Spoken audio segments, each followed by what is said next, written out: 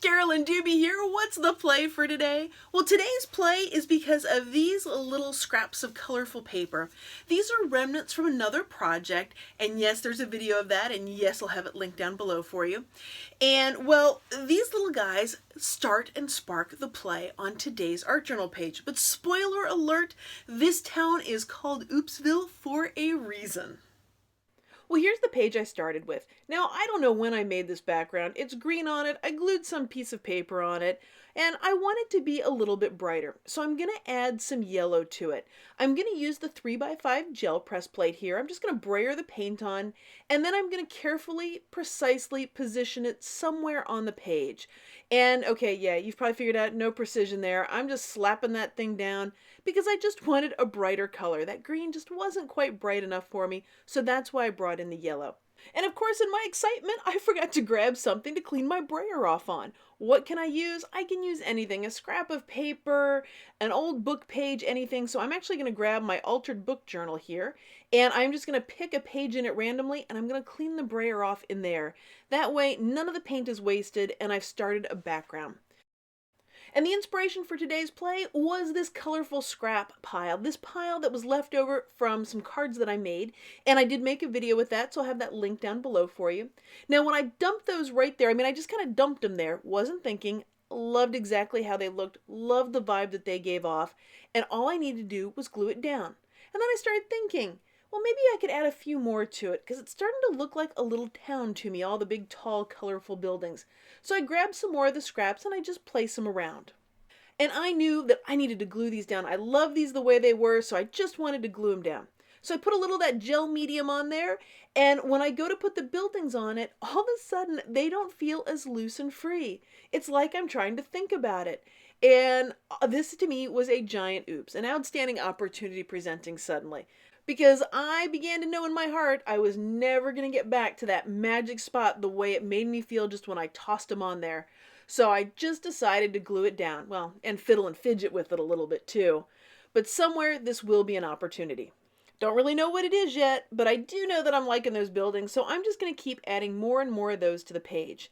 So once I've got the skyline here all finished, I realized, well, there's all that space underneath it. What if I put a few buildings down there? So I thought I'd put maybe 2 groups, 3 groups, kind of fiddle around with it, and I finally settled on 2. So now that I've got all these colorful buildings thanks to some gel print scraps, what else does my town need? It needs a sun. Every town needs some kind of light source, so I'm going to give it a great big blue sun. Now this piece of paper, this actually came out of my scrap pile. This was something I was using when gel printing, so it's just basically a piece of colored book text, and I'm just going to gel medium that sucker right on down. Yes, it's not scientifically accurate, after all, being a book text blue sun.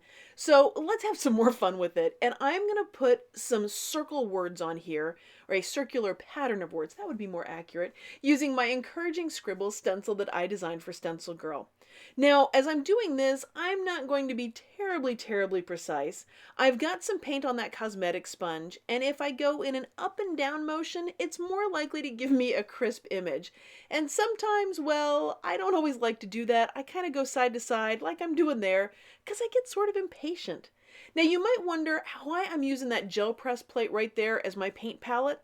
Well, that's because it was handy and right there.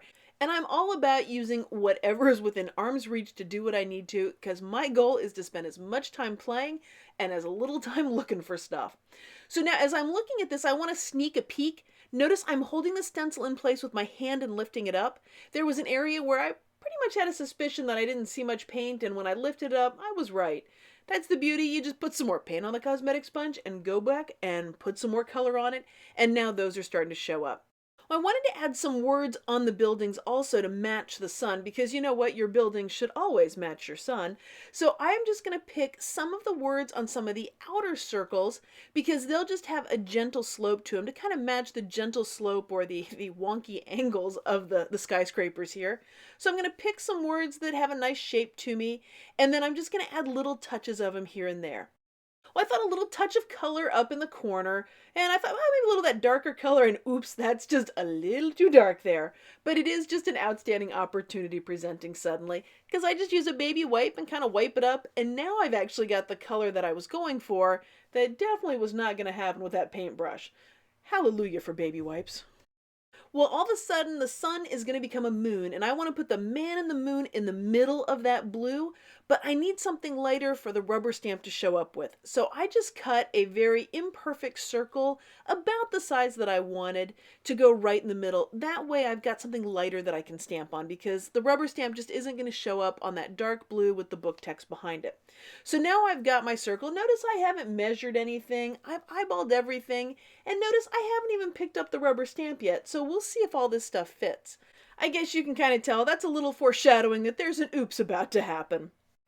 So here's the rubber stamp. It looks like it'll about fit there, so sure, I'll just ink that thing up, grabbing a little permanent black ink pad here, and then I'm just going to stamp right on this very lumpy textured art journal page. Yeah. Guess what? You need a flat surface to get a good inking of a rubber stamp. So I've kind of got this peeping Tom man in the moon happening there. So I've decided I'm going to take a different approach to this. I'm going to stamp it first, make sure I've got a decent impression, and then I'm actually going to cut that out. That way I'm sure that the size works for everything. Now this little town here, this colorful rainbow town of skyscrapers, this town I am so going to name OOPSville, because that's what this page has been, a wonderful fun ride of oops, outstanding opportunities presenting suddenly. Now there's still an opportunity with that man in the moon because of where the stamping was. Notice that the face, the stamping part is kind of, you can see that little circle. Well, that is an opportunity for me to bring in a little scribble writing. And I'm trying to decide, do I want to do this carefully, or do I want to just kind of go all loose and crazy? Ow, hey, we know. I'm going to go all loose and crazy with this. There isn't going to be any precision in OOPSville. And I thought I was going to go crazy with some more color on this because there's just not quite enough color, or so I was thinking. Notice the orange and the yellow and the different colors I've added over on the gel plate that's acting as my paint palette. Yeah, I'd put them out and then they just didn't feel it. So I decided, nope, I am going to let this go the way it is. I'm not going to add any more rainbow. I'm going to leave it with a very less cluttered look compared to what I usually do, but I had to get a little more scribble journaling in there. Well, thanks so much for joining me for today's play. If you've enjoyed this video, I'd so appreciate it if you gave it a thumbs up, and if you'd like to see more of my videos, hit that subscribe button. And of course, the fun does not have to end here. You can head on over to the blog at acolorfuljourney.com, where I've got a newsletter with a video and PDF waiting for you to download.